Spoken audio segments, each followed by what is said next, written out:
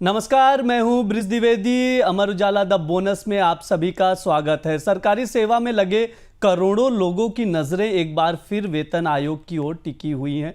सरकार ने भले ही अभी 8वें वेतन आयोग की औपचारिक अधिसूचना जारी नहीं की है, लेकिन संसद में बताया है कि तैयारियां शुरू हो चुकी हैं। लेकिन अब भी वही सवाल बने हुए हैं कि 8वां वेतन आयोग कब लागू होगा, किसकी कितनी सैलरी बढ़ेगी और कर्मचारियों की मांग क्या है। इस पर बात करने के लिए हमारे साथ जुड़ रहे हैं all India NPS employees federation के नेशनल प्रेसिडेंट और national mission for old pension scheme Bharat के chief leader doctor Manjeet Singh Patel. Sir, बहुत बहुत स्वागत है आपका द बोनस में। थैंक यू द्विवेदी साहब, बहुत बहुत धन्यवाद सर। सर, लगातार हम लोग 8वें वेतन आयोग पर चर्चा कर रहे हैं, जो भी अपडेट्स आ रहे हैं उस पर भी बातचीत किए। कल भी हमने बात किया, जिस तरह से लोकसभा में इस पर चर्चा हुई, जो सवाल पूछे गए और सरकार की ओर से जवाब दिए गए। इसके अलावा राज्यसभा में भी ये मामला उठा। तो मैं आपसे जानना चाहूँगा कि अब तक सबसे पहले यही समझना चाहूँगा कि सरकार की ओर से कौन कौन से जवाब दिए गए हैं, क्या सवाल पूछे गए थे राज्यसभा में। सबसे पहले जो कल का अपडेट है वो जानना चाहूंगा। इसके अलावा फिर आप लोकसभा का भी बता दीजिएगा, एक एक करके। पहले राज्यसभा का बता दीजिए सर। जी जी जी।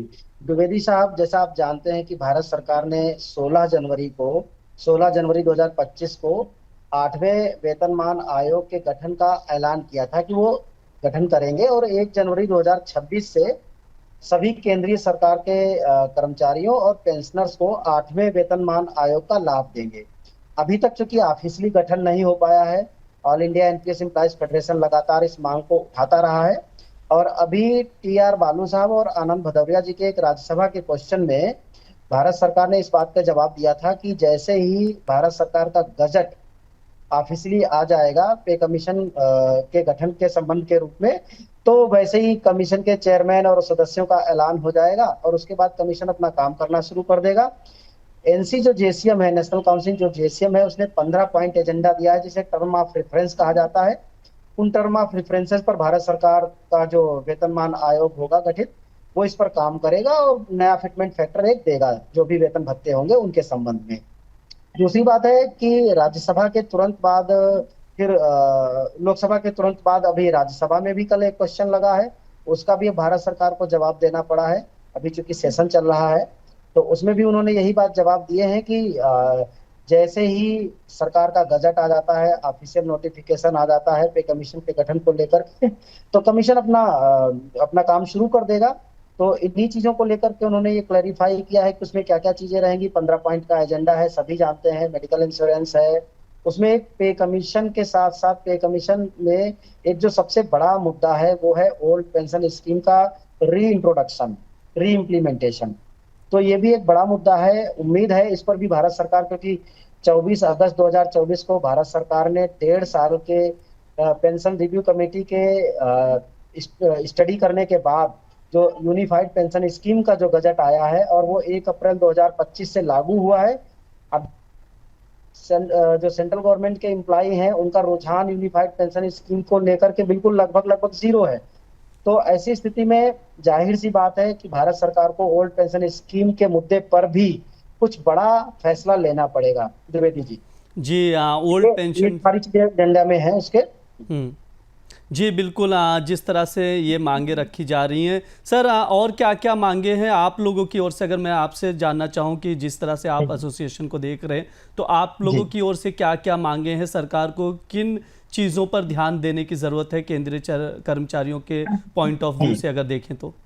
जी द्विवेदी जी, जो पहली तो हम लोगों की डिमांड यही है कि पे कमीशन में एक जो फिटमेंट फैक्टर हो वो प्रभावशाली फिटमेंट फैक्टर हो, वो बेहतरीन फिटमेंट फैक्टर हो, क्योंकि लेवल 1 से लेकर के लेवल 5 तक के कर्मचारियों की जो बेसिक सैलरी है वो बहुत कम है। आज भी अगर कोई लेवल 1 में आता है तो उसे मुश्किल से 36-37 हजार रुपए उसकी सैलरी बन पाती है, बल्कि इससे मतलब जो है इससे भी कम ही रहती है, क्योंकि 55-57% के आसपास डीए है। तो आप मान करके चलिए कि 27-28 हजार रुपए उसकी बेसिक मतलब टोटल सैलरी बनती है, बिना और के बेसिक प्लस डीए मिला करके।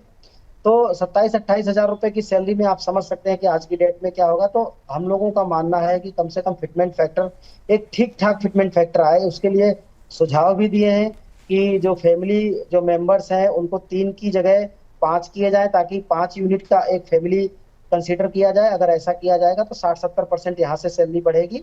और प्लस जो पे कमीशन का जो फिटमेंट फैक्टर आएगा, ग्रोथ फैक्टर आएगा, वहां से है। तो इन सारी चीजों को लेकर के हम लोग अपनी बातें रख रहे हैं। और जो सबसे बड़ी डिमांड है आज के डेट में, वो है सरकारी कर्मचारियों का बीमा।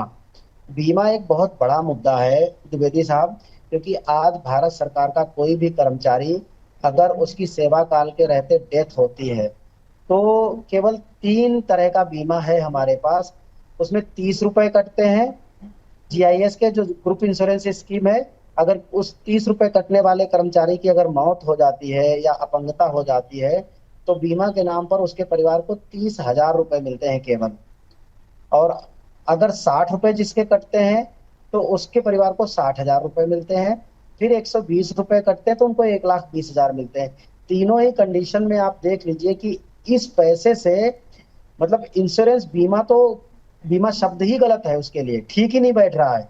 क्योंकि 30,000 और 60,000 रुपए के बीमा से उसकी जो अंतिम क्रिया है वो भी करा पाना नामुमकिन है। तो उसके लिए all India NPS employees federation ने भी भारत सरकार से दरखास्त की है, हमने रिप्रेजेंटेशन दिया है।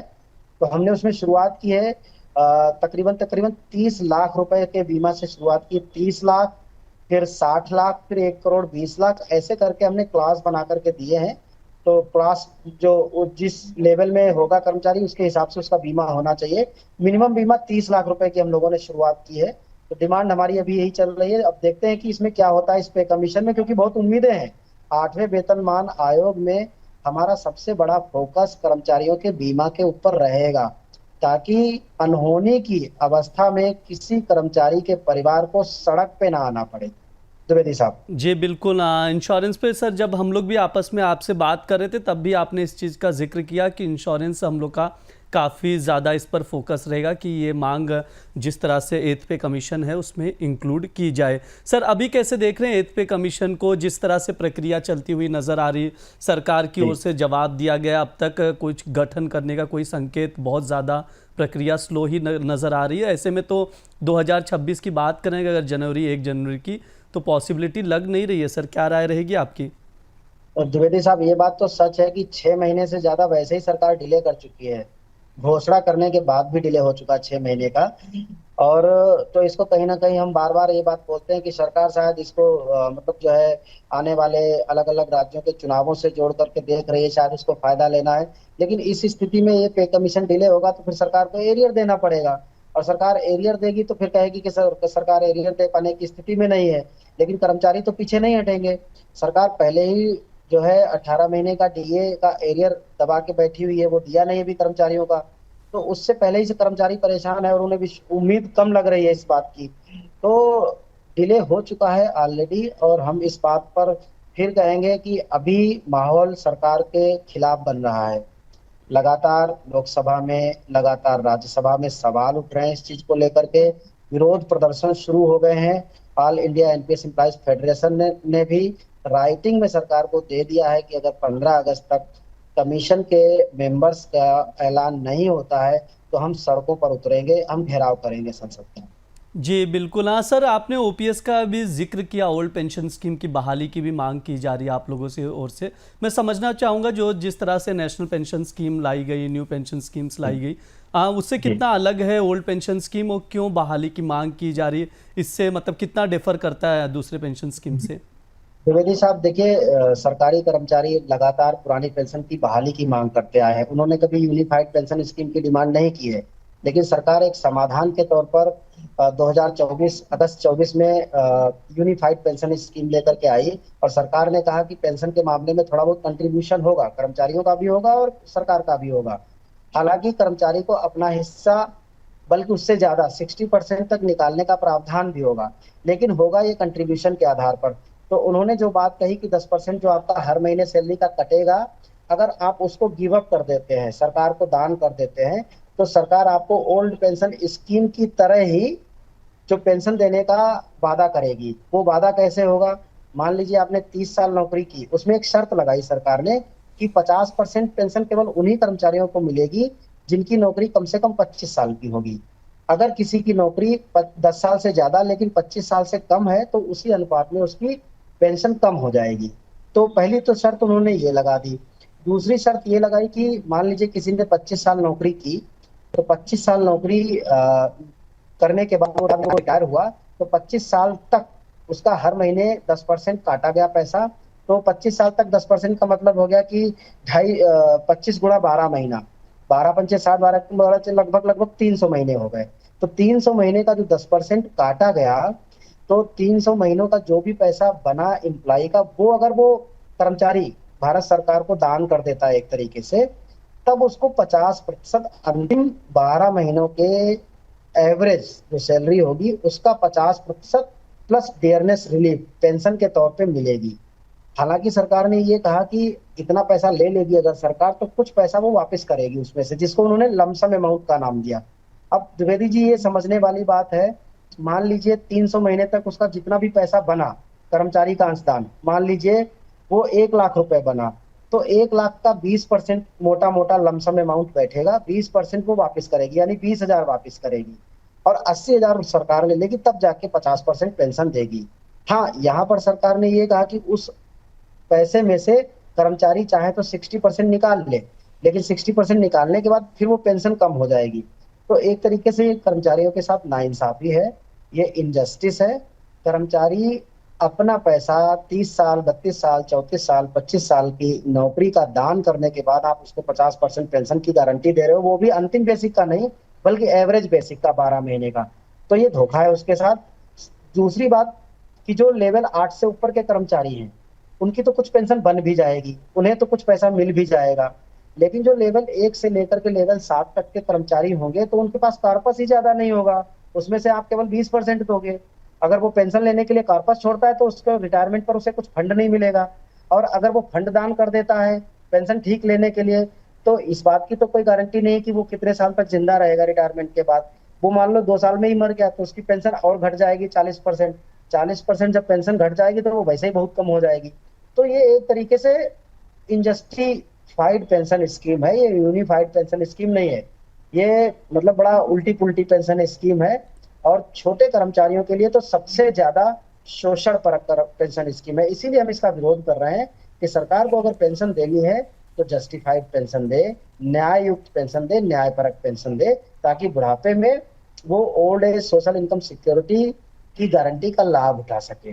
जी बिल्कुल। सर, समय हो चुका है, एक आखिरी सवाल लूँगा मैं आपसे, उस पर जवाब चाहूँगा। जैसे यूनियन की बात हो रही थी, आपकी ये मांगे हैं, से कई सारी यूनियन हैं, उनकी भी अलग अलग मांगे होंगी, या आप लोगों की एक जैसी ही मांगे हैं, तो सरकार के लिए भी डिसीजन लेना थोड़ा सा डिफिकल्ट हो सकता है, या आप लोग की आपस में बातचीत होती है, उसी के अकॉर्डिंग यूनियंस मांग करते हैं सर? देखिए, अभी तक तो जो होता आया है, पहले जो पे कमीशन बनते थे, वो पे कमीशन अलग अलग सेंट्रल गवर्नमेंट की जो डिपार्टमेंट होते थे, उन डिपार्टमेंट की जो एसोसिएशन या यूनियन होती थी, उन सबके साथ वार्ता करती थी, उनके रिप्रेजेंटेशन लेती थी और उस आधार पर अपनी रिपोर्ट तैयार करती थी। लेकिन अभी इतना डिले हो चुका है, 1 जनवरी 2026 से पे कमीशन ड्यू है, तो अभी के हालात में इतना पॉसिबल नहीं लग रहा। जो समीकरण बन रहे हैं वो ये बन रहे हैं कि जो एनसी जेसीएम है, नेशनल काउंसिल जेसीएम है, ज्वाइंट कंसल्टेटिव मशीनरी का जो स्टाफ साइड है, तो स्टाफ साइड से सरकार इस मामले में रिप्रेजेंटेशन लेगी। लेकिन जैसे यूनियन टेरिटरीज के एम्प्लॉयज हैं, वो भी बेसिकली सेंट्रल गवर्नमेंट एम्प्लॉयज हैं, और यूनियन टेरिटरीज के डिपार्टमेंट्स एनसीजेसीएम में शामिल नहीं है, कोई ऐसा प्रावधान नहीं है। तो ऐसे केसेस में उनके लिए सरकार को अलग से कुछ बनाना पड़ेगा, ताकि उनके भी वो रिप्रेजेंटेशन ले सके, उनकी भी क्वेरीज ले सके। तो इस सब में एक टाइम लगता है। हाँ, इतना जरूर है कि पे कमीशन की जो पे मैट्रिक्स है, उसको रिवाइज करने में, रिप्लेस करने में, उसमें तो महीने, 2 महीने, 3 महीने का टाइम सफिशियंट है। लेकिन केवल बेसिक सैलरी ही रिवाइज कर देना पे कमीशन का काम नहीं है। पे कमीशन के पास कम से कम 12-15 मुद्दे रहेंगे। ट्रांसफर पॉलिसी भी होगी, रिटायरमेंट के समय ग्रेच्युटी पॉलिसी होगी, मतलब बीमा पॉलिसी होगी, इसके अलावा भी तमाम तरह के जैसे प्रमोशन पॉलिसी है, इन सब चीजों को लेकर के भी पे कमीशन की कमेटी स्टडी करती है। तो वो कम समय में कर पाना लगभग लगभग नामुमकिन है। एटलीस्ट 7-8 महीने तो चाहिए, वो अभी इनके पास है नहीं। अभी तो 6 महीने से कम बचे हैं, जुलाई तो खत्म हो गया, तो अभी मुश्किल से 7वां महीना खत्म, तो 5 महीने बचे, 5 महीने में इम्प्लीमेंट भी करना है। तो कहीं से ये हालात लग नहीं रहे कि 1 जनवरी 2026 को भारत सरकार पे कमीशन दे पाएगी। जी बिल्कुल।